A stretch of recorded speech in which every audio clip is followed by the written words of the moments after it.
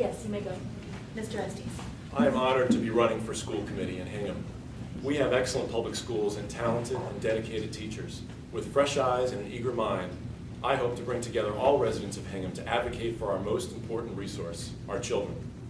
We have much to be proud of. Our kids work hard, do well, enrich their lives in our community, and win championships. The greatest challenge facing our public schools is the ever-increasing cost to provide what is supposed to be a free education. As a member of the school committee, I will work with the administration to keep budgets tight while still delivering the best quality education possible. Hingham has not been immune to the difficulties of our current economy. Many have lost their jobs, and we struggle to find balance between the provision of essential services and financial prudence. The recent budget season was particularly challenging. In the end, virtually all town departments, including the schools, will suffer significant cuts. But the school budget deserves particular attention due to the profound effect of costly, underfunded mandates such as special education and increasing student enrollment, neither of which can be anticipated or controlled. I bring a valuable skill set and energy to the committee. As a transactional lawyer, I am an able negotiator and have a keen understanding of financial matters. I know how to work collaboratively, considering all points of view. This characteristic is perhaps most valuable for a member of a committee of 7. The ability to attack a problem with an open mind and reach agreement in a thoughtful, respectful manner is the only way good work can be accomplished. It's also important to know that while I have the support of the current school committee and administration, I will not be a rubber stamp. In truth, I have not always agreed with the decisions our present and past officials have made, but I do respect their authority as your chosen advocates for our children. As one of those advocates, I will approach each issue without predisposition, listen to all arguments presented, and render an informed decision, period. With your support, I can help achieve what we all want for Hingham schools, simply the best. Thank you. And now we will go to questions. The first question is, as a school committee member, you will represent all Hingham residents, including many who do not have kids in the schools. How do you balance your responsibility to provide a good education in the Hingham schools with your responsibility to the residents of the town who are anxious to keep school costs reasonable? And in an effort just to be a little more organized, we'll start here with Mr. Gregoire, work our way down. Well, I certainly fall into the category that we're talking. I'm a senior citizen. I live on a fixed income, but I don't feel that the children should be made hostage to the recession and the money, because this is their only time to go through our schools. But I can only promise you that because of my own situation, I will look twice or 3 times or as many times as needed to see what we can do to have everyone accept what we have asked for in the budget. Thank you. Ms. Falvey?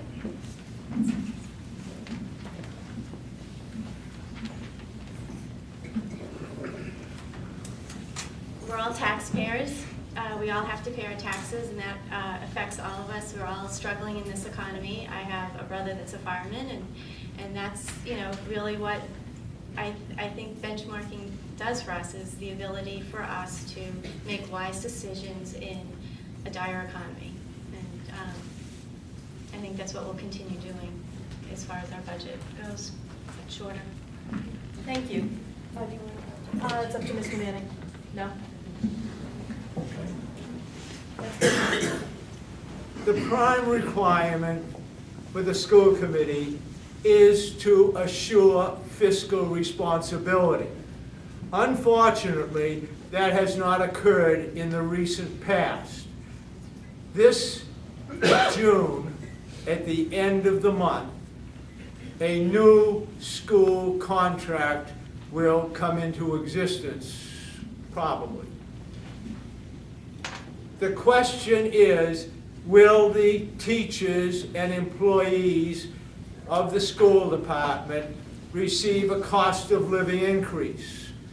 And as a school committee member, I would say no, because the thousands of senior citizens in the town, depending upon Social Security, were denied a cost of living increase. Thank you. Thank you. Mr. Estes? You've heard us talk about balance tonight. Sound fiscal policy is paramount when addressing the needs of the school system and its students. After witnessing the recent budget process firsthand, I have a new appreciation for the challenges involved in striking the appropriate balance between providing essential services and maintaining commitments to taxpayers. I think I can fairly say that this was probably the most difficult budget season that the town has faced. And I'm sure that it's not any different in towns across Massachusetts or across the country.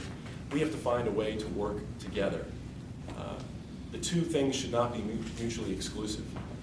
We need to educate our children. We owe it to them. They're our future. At the same time, we have a responsibility to our taxpayers that they don't pay more than they should. There's a way to achieve this balance with hard work and fiscal prudence. Thank you. Mr. Shafter? Can you repeat the question? Since I was last in this. No problem. As a school committee member, you will represent all Hingham residents, including many who do not have kids in the schools. How do you balance your responsibility to provide a good education in the Hingham schools with your responsibility to the residents of the town who are anxious to keep school costs reasonable? Did everyone hear me okay the first time I spoke? Yeah. Good, all right. Attending a bunch of these school committee meetings, you hear a lot of statistics thrown out. The first one, you hear that 2/3 of the town do not have school committee, or do not have school-age children, and yet 2/3, or approximately 60% of the total budget, when you take in debt servicing, healthcare costs, property insurance, goes to the schools. Here's my analogy. We have to look at this as a three-legged stool. The school employees, the school parents, and the non-school parents. And we have to identify which is most important to each group. For the teachers, if it's job security, what will they give up? If it's for the non-school parents, lower taxes, what are they willing to commit? Will they commit to like a 3-year contract and on things? To the school parents, what are they willing to give? So to me, in terms of balance, it's addressing the three groups, finding out what's most important, and dealing with that, and I'll stop. Thank you. The second question is, with special education mandates and costs rising, how do you propose to get these costs, which are difficult to budget and anticipate, under control? And Mr. Shafter, we'll start with you this time. Okay. Special education. To me, this issue, we have to raise this to a state level. No one here wants to ever put anybody, wants to deny a person with special needs services.